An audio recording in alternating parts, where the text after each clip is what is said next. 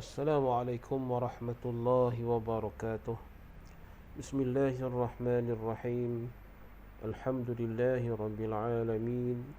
Wassalatu wassalamu ala ashrafil anbiya'i wal mursalin wa ala alihi wa sahbihi ajma'in. Amma ba'd. Alhamdulillah, marilah sama-sama kita panjatkan kesyukuran kepada Allah Subhanahu wa taala kerana masih diberikan kesempatan kepada kita untuk dapat sama-sama kita meneruskan pengajian bacaan ayat-ayat suci Al-Quranul Karim. InsyaAllah kita akan menyambung bacaan daripada surah Al-Mulk, bermula daripada ayat 11 sehinggalah ayat 15. InsyaAllah marilah sama-sama kita meneruskan pengajian ini. أعوذ بالله من الشيطان الرجيم فاعترفوا بذنبهم فسحقا لأصحاب السعير فاعترفوا بذنبهم فسحقا لأصحاب السعير.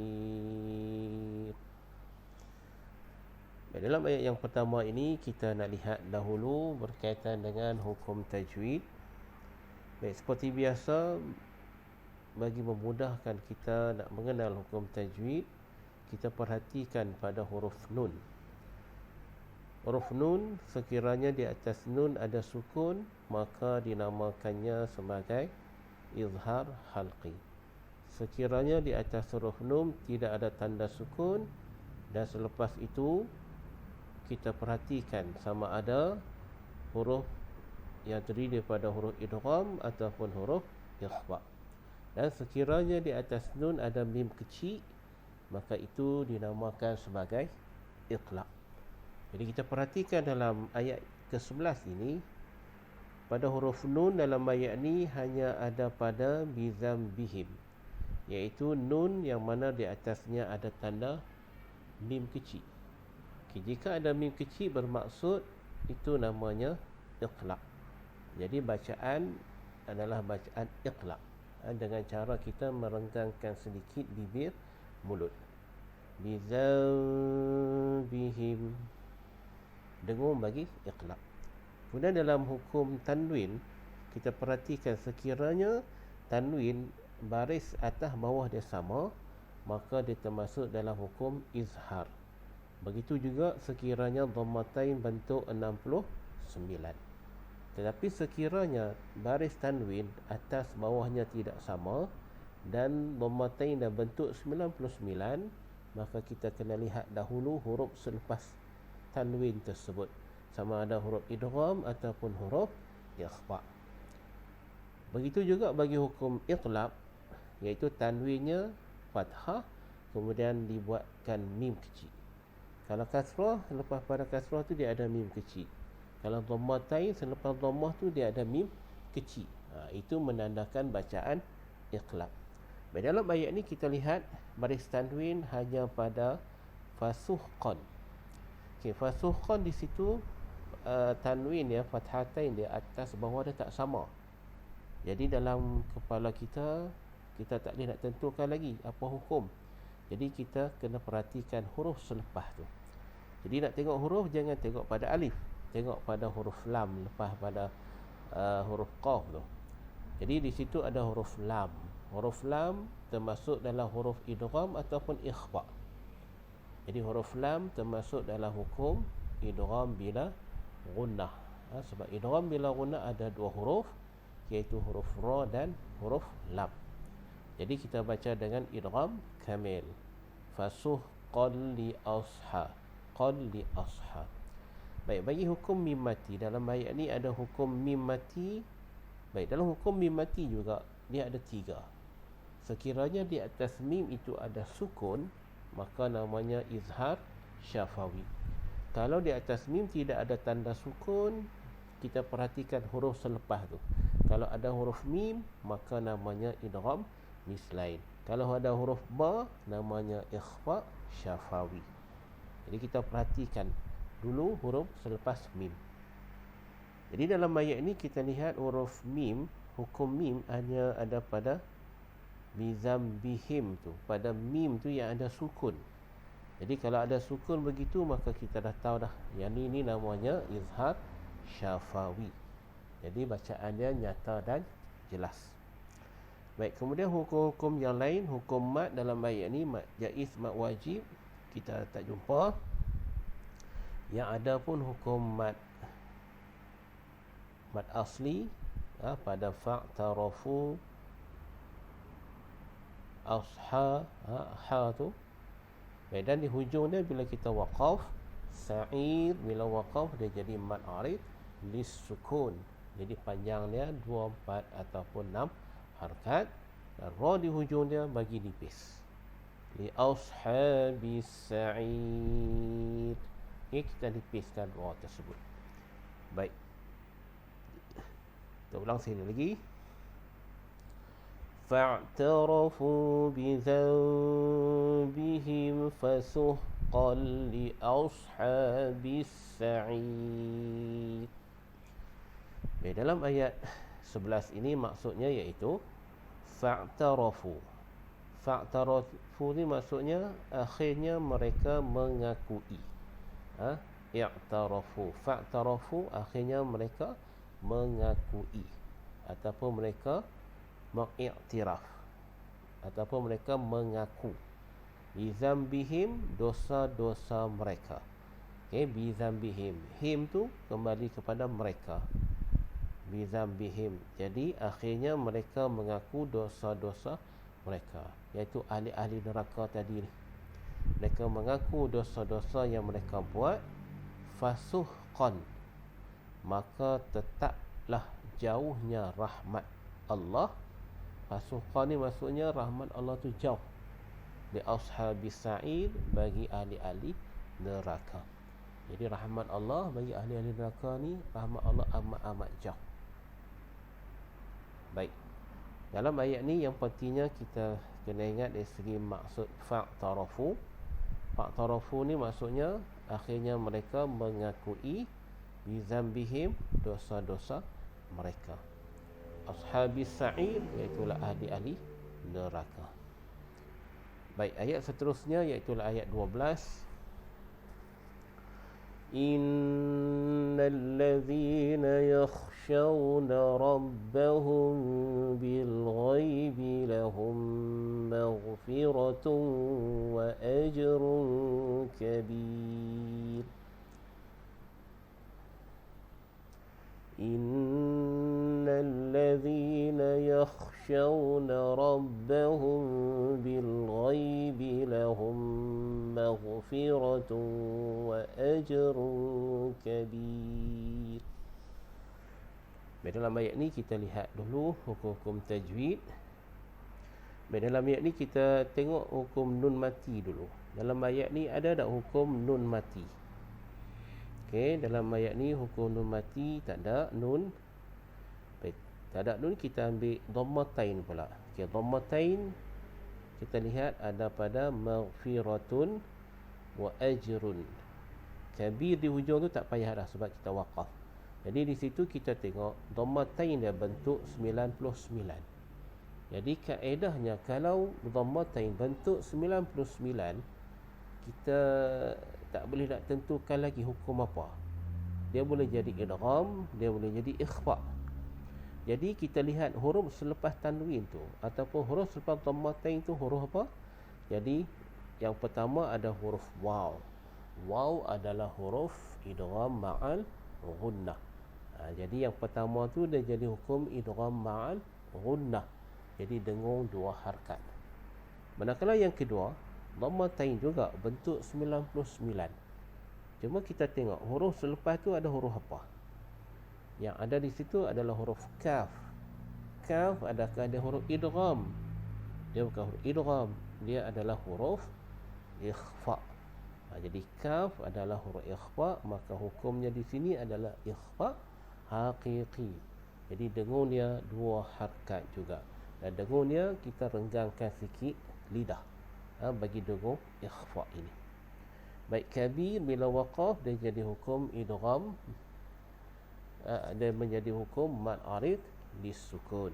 Jadi panjang 24 ataupun 6 harakat dan kita waqaf dengan ra yang dibaca nipis.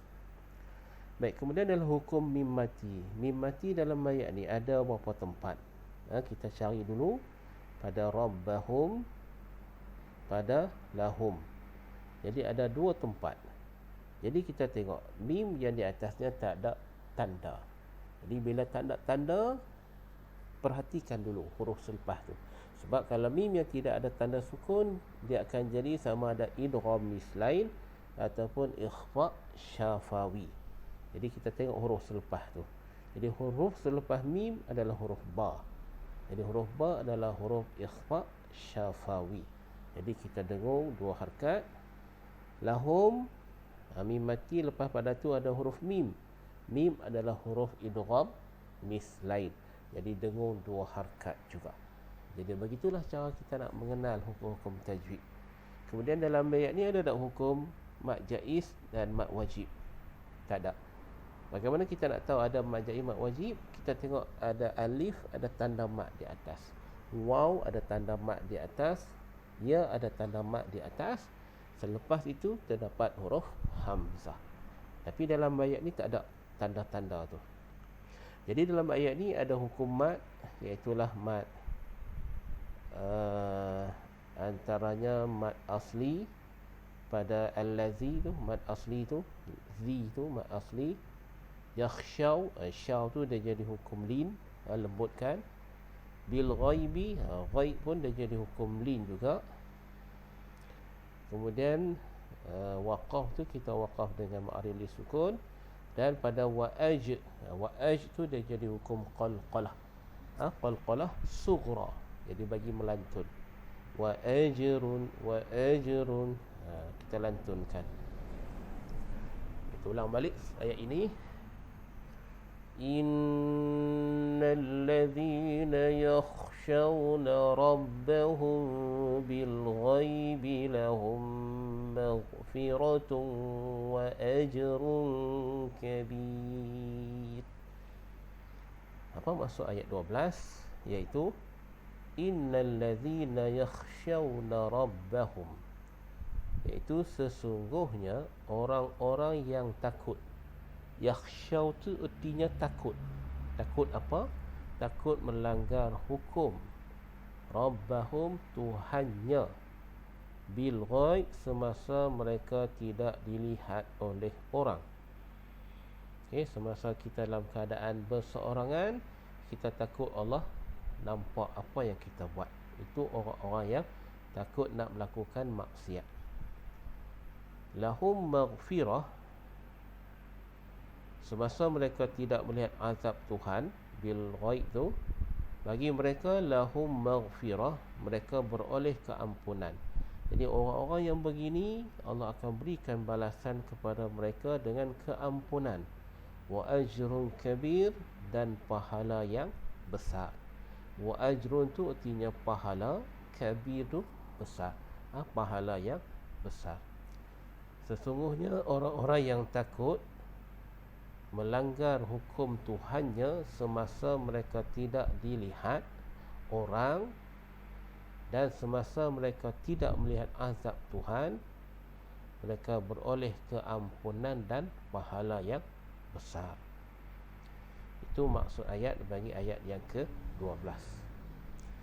Ayat yang ke-13, وَأَسِرُّوا قَوْلَكُمْ أَوِ اجْهَرُوا بِهِ إِنَّهُ عَلِيمٌ بِذَاتِ الصُّدُورِ. وَأَسِرُّوا قَوْلَكُمْ أَوِ اجْهَرُوا بِهِ إِنَّهُ عَلِيمٌ بِذَاتِ الصُّدُورِ.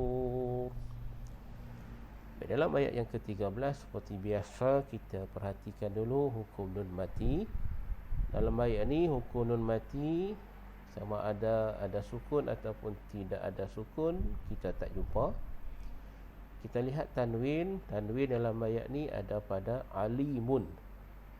Jadi di situ kalau bentuk begitu, waw lepas tu ada mim kecil, maka kita dah tahu dah iaitu tanda iqlab. Jadi bacaannya kita dengung 2 harakat. Okey, kita renggangkan sedikit bibir. Baik, dalam ayat ni hukum mad wajib, mad jaiz ada. Dalam ayat ni tidak ada mad jaiz, mad wajib. Kemudian dalam ayat ni juga kita bertemu dengan mad silah, iaitu mad silah tawilah dan mad silah qasirah. Jadi mad silah tawilah dan qasirah ni dia kadang-kadang saja ada dalam ayat-ayat. Jadi dalam ayat ni kita bertemu dengan mad silah tawilah, iaitu pada bihi. Bagaimana kita nak mengenal mad silah tawilah? Okey, syarat dia yang pertama sekali berlaku pada huruf ha. Sama ada ha yang bersambung ataupun ha yang bulat. Selepas pada itu dia ada huruf ya ataupun waw kecil yang di atasnya ada tanda mad. Kemudian selepas pada itu terdapat huruf hamzah. Jadi bagi mad silah tawilah ni syarat dia lepas huruf ya ataupun waw kecil itu ada tanda mad dan ada huruf hamzah, baru dinamakan mad silah tawilah. Jadi panjang dia 4 ataupun 5 harakat. Manakala mad silah qasirah pada hu, pada hu innahu alim tu. Okey, syarat dia apa dia? Mad silah qasirah syarat dia yang pertama ada huruf ha juga, dan sama ada ha tu yang bersambung ataupun ha yang bulat. Selepas pada tu ada waw kecil yang mana di atas waw tidak ada tanda mad. Itu beza dia antara mad silah tawilah dan qasirah. Lepas pada waw ataupun ya kecil itu tidak ada huruf hamzah. Maksudnya selain daripada huruf hamzah. Jadi pada ayat tersebut adanya huruf ain. Maka ini namanya mad silah qasirah, panjangnya 2 harakat. Jadi itu beza dia. Yang ini bagi contoh ya kecil dan waw kecil. Okey, jadi diharapkan bila bertemu dengan contoh-contoh ataupun tanda-tanda ni kita dah mengenal dah, dapat beza dah antara mad silah tawilah dan mad silah qasirah. Baik, kemudian dalam ayat ni juga kita perhatikan pada sebutan lin pada qaulakum. Sebutannya kita bunyi qaulakum, jangan bunyi qaw. Wa asirru qaulakum. Okey, jangan bunyi qaw. Qaw itu tak apa nak tepat. Qaulakum. Awijharu ada huruf jim qalqalah sughra. Kemudian pada bizatil sudur, huruf sad tu bagi dia berdesir, sebab ada syaddah lagi kuatlah desiran dia tu. Kemudian waqaf dengan mad arid li sukun, dan huruf ra tu dibaca dengan tebal. Wa asirru qawlakum aw ijharu bihi innahu alimun bizatil sudur. Misalnya kalau kita nak berhenti, kita berhenti awijharu bih tu, kita berhenti dengan ha tu kita sukunkan. Wa asirru qawlakum awijharu bih, kita berhenti dengan sukun. Kemudian kita sambung innahu alimun. Itu kalau kita nak waqaf di situ. Baik, dalam ayat ni maksudnya apa? Wa asirru qawlakum, dan tuturkanlah perkataan kamu dengan perlahan. Sir tu artinya pelan-pelan atau rahsia. Okey, kita tutur kata kita dengan perlahan-lahan. Wa asirru qawlakum. Qaw tu artinya tutur. Okey, si tu perlahan-lahan. Dan tuturkanlah perkataan kamu dengan perlahan. Awijharu bih, atau dengan nyaring. Innahu alimun bidzati sudur. Jadi sama saja keadaannya kepada Allah, kerana sesungguhnya Allah Maha mengetahui akan segala isi hati yang terkandung di dalam dada. Innahu, sesungguhnya dia, yakni Allah, alimun, mengetahui bidzati sudur, apa yang terkandung dalam hati kita. Walaupun kita cakap secara pelan-pelan ataupun kita cakap secara kuat-kuat, Semuanya itu Allah tahu. Dan Allah tahu apa yang ada dalam hati kita. Itu maksudnya. Baik, seterusnya ayat yang ke-14. Ala ya'lamu man khalaqa wa huwal latiful khabir.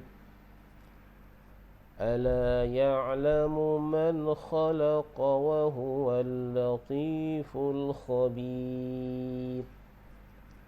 Baik, dalam ayat ni sama juga cara kita nak kenal hukum tajwid, kita ikut step. Yang pertama kita tengok nun mati dulu. Okay, dalam ayat ni nun mati ada sukun, ada pada satu tempat, iaitu pada man. Jadi kalau ada sukun maksudnya iaitu namanya izhar halqi. Ada tanwin dalam ayat ni, tanwin kita tak jumpa. Ada hukum mim mati dalam ayat ni pun mim mati tak ada. Ada hukum mad jaiz, mad wajib pun tidak ada dalam ayat ni. Okey, dalam ayat ni yang ada hukum mad asli. Okey, mad asli, dan kita waqaf dengan ma'arili sukun, dan ra tu kita baca dengan nipis.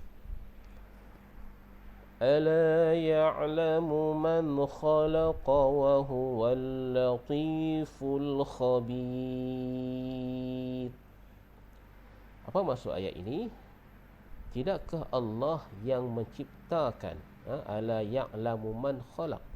Tidakkah Allah yang menciptakan sekalian makhluk itu mengetahui? Ya'lam tu maksudnya mengetahui. Tidakkah Allah yang menciptakan sekalian makhluk itu mengetahui segala-galanya? Wa huwal latiful khabir. Sedang ia maha halus urusan pentadbirannya. Latif tu artinya maha halus ataupun maha lembut. Dan khabir lagi maha mendalam pengetahuannya. Jadi dalam ayat ni nak bagi tahu kepada kita, bukankah Allah itu maha pencipta? Bukankah Allah itu yang mencipta makhluk? Jadi sudah tentulah dia lebih mengetahui, sama ada yang tersurat ataupun dia tersirat. Dia mengetahui segala-galanya. Nah, ayat yang ke-15. هو الذي جعل لكم الأرض ذلولا فامشوا في مناكبها. Kita waqaf di situ sebab ayat ni panjang. Wa kulu mir rizqihi wa ilaihin nusyur. هو الذي جعل لكم الأرض ذلولا فامشوا في مناكبها وكلوا من رزقه وإليه النشور. Baik, dalam ayat ini kita tengok hukum tajwid, kita ikut step yang pertama, nun mati dulu. Baik, dalam ayat ini nun mati kita lihat ada pada min rizqi satu, wa ilaihin nusyur. Okey, hanya ada pada salah satu tempat, ada satu tempat sahaja pada mir rizqi. Kita tengok situ, nun yang di atasnya tidak ada tanda sukun.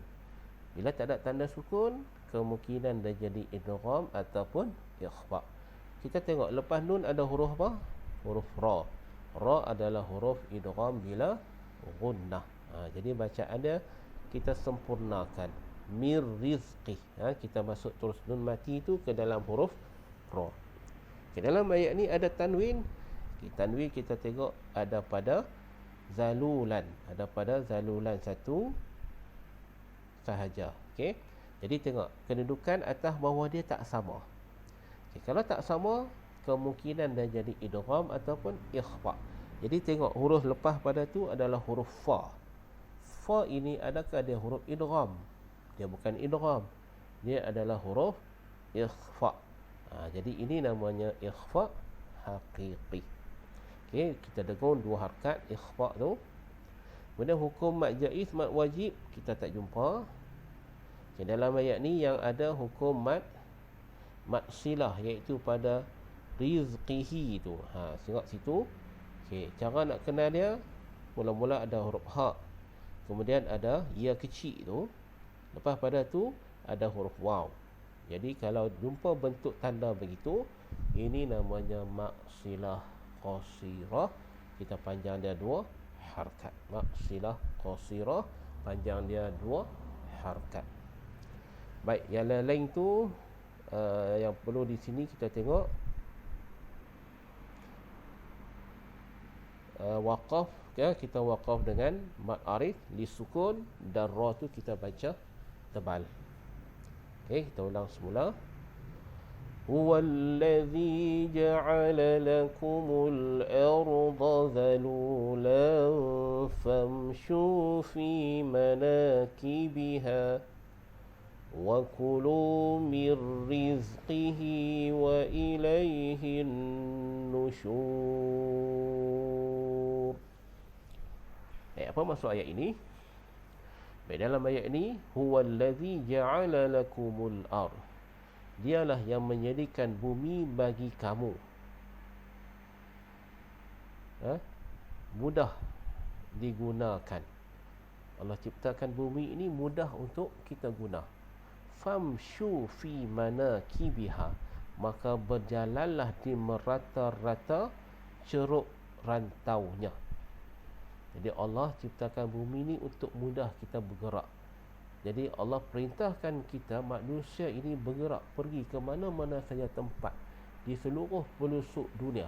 Manakibiha, pergi ke penjuru selatan, penjuru utara, penjuru barat, pergi, boleh pergi. Okay, Allah perintahkan kita agar pergi melihat, pergi melancong, melihat keindahan ciptaannya. Famshu fi manakibiha, maka berjalanlah di merata-rata ceruk rantaunya. Wa kulu mir rizqih, makanlah mir rizqihi, dari rezeki yang dikurniakan oleh Allah. Wa ilaihin nusyur, dan ingatlah kepada Allah jualah tempat kembali kamu sesudah dibangkitkan hidup semula. Wa ilaihin nusyur, maka kepada Allah sajalah kamu akan dibangkitkan.